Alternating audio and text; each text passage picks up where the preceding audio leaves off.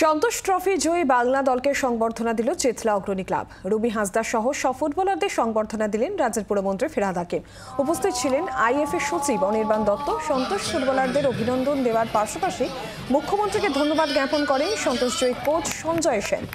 ফুটবলারদের চাকরি দেওয়ার জন্য মুখ্যমন্ত্রীকে ধন্যবাদ দেন পুরমন্ত্রীও। আরেকজনকে ধন্যবাদ জানাই, তার নাম আমাদের মুখ্যমন্ত্রী মমতা বন্দ্যোপাধ্যায়।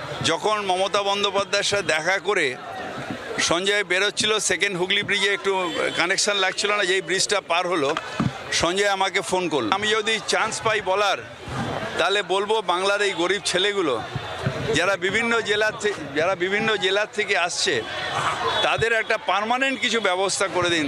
আমি বলার আগে আমার মনের কথা কি করে মমতা বন্দ্যোপাধ্যায় বুঝতে পারলেন, এবং আমরা বলার আগেই বলে দিলেন যে সবাইকে সরকারি চাকরি দেব। মমতা বন্দ্যোপাধ্যায় গরিবের মনের কথা বুঝতে পারে, এটা সঞ্জয়ের কথা, আমার নাম, তাই হয়তো ওনার নাম মমতা বন্দ্যোপাধ্যায়। আমি কিছু বাড়িয়ে বলছি না, এটা সঞ্জয় নিজের মুখে ফোনে আমাকে বলেছে, আমি তখন মালদায়। বাংলার আওয়াজ, বাঙালির আবেগ, জি 24 ঘন্টা।